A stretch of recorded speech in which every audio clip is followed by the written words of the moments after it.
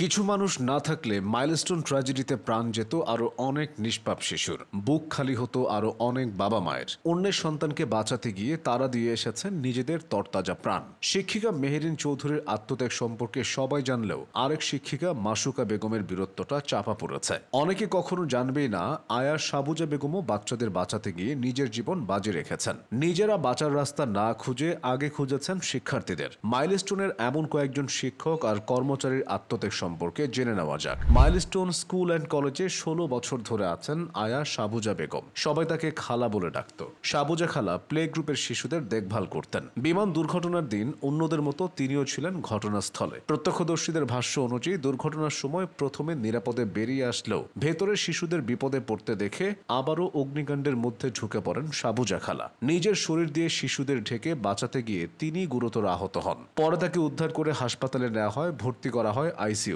সাবুজা খালা ছিলেন তার পরিবারের প্রধান উপার্জনকারী। মাত্র 43 দিন আগে তার স্বামীও ইন্তেকাল করেছিল। তিনি তার বিধবা মেয়েকে নিয়ে কোনো রকমে জীবনযাপন করতেন। এখন তিনি জীবনের সাথে পাঞ্জা লড়ছেন। তবে শিক্ষিকা মাসুকা বেগম বাঁচতে পারেননি। বাচ্চাদের রক্ষা করে তিনি পরপারে চলে গেছেন। মাসুকা বেগম ছিলেন মাইলস্টোনের ইংরেজি মাধ্যমের শিক্ষক। ঘটনার সময় তিনি ক্লাসেই ছিলেন। নিজের জীবনের পরোয়া না করে অগ্নিকাণ্ডের লেলিহান শিখা থেকে একে একে বের করেছিলেন অনেক ছেলে মেয়েকে। সবাইকে বের করতে গিয়ে নিজের কথাই ভুলে গিয়েছিলেন। এক পর্যায়ে দগ্ধ হয়ে জ্ঞান হারিয়ে পড়ে যান রুমের ভেতর। পরে উদ্ধারকর্মী সেনা সদস্যরা উদ্ধার করে তাকে হাসপাতালে পাঠান। শিক্ষিকা মাসুকা বেগমের শরীরের 85% ক্ষতিগ্রস্ত হয়েছিল। প্রায় 12-13 ঘন্টা হাসপাতালে থাকার পর তিনি শেষ নিঃশ্বাস ত্যাগ করেন। মাসুকা বেগম ব্রাহ্মণবাড়িয়া সদর উপজেলার সাদেকপুর ইউনিয়নের চিলকুট চৌধুরী বাড়ির প্রয়াত সিদ্দিক আহমেদ চৌধুরীর ছোট মেয়ে। মাকে হারানোর পর থেকে মাসুকা বড় বোনের স্নেহে বড় হয়েছেন আশুগঞ্জের সোহাগপুর গ্রামে, যা ছিল তার বড় বোনের শ্বশুর বাড়ি। নিজের ইন্তেকালের আগে তাই হাসপাতালের পাশের বেডে থাকা এক সহকর্মী শিক্ষককে মাসুকা ওসিয়ত করে যান যেন তাকে আশুগঞ্জ উপজেলার সোহাগপুর গ্রামেই কবর দেওয়া হয়। শিক্ষিকা মাসুকা বেগমের শেষ ইচ্ছাটা পূরণ হয়েছে। সেখানেই তাকে চিরনিদ্রায় শায়িত করা হয়েছে।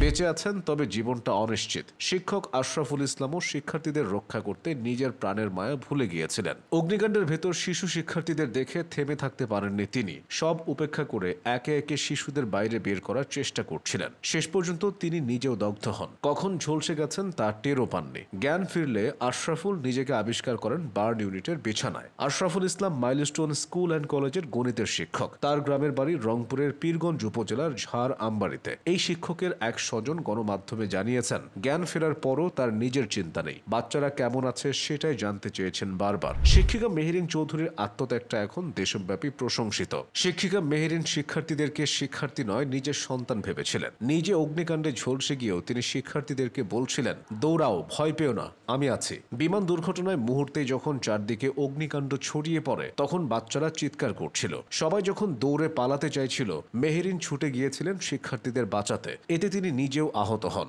তবে নিজের প্রাণের মায়া ত্যাগ করে ওই অবস্থাতে তিনি শ্রেণীকক্ষ থেকে একে একে 20 জন শিক্ষার্থীকে বের করেছিলেন। কিন্তু একজন একজন করে বের করে আনতে আনতে তার নিজের অবস্থা আরো বেশি খারাপ হচ্ছিল। এক পর্যায়ে তার শরীরের 80% ক্ষতিগ্রস্ত হয়। সাহসী এই নারী ঢাকা মেডিকেলের বার্ন ইউনিটে ইন্তেকাল করেন। স্ত্রীকে হারিয়ে মেহেরিন চৌধুরীর স্বামীর আর্তনাদ সবাইকে ব্যথিত করেছে। এই শিক্ষক শিক্ষিকাদের হয়তো রাষ্ট্রীয় মর্যাদা দেওয়া হবে না, তবে মানুষের মনে কোঠায় তারা ঠিকই অধিষ্ঠিত হয়ে গেছেন।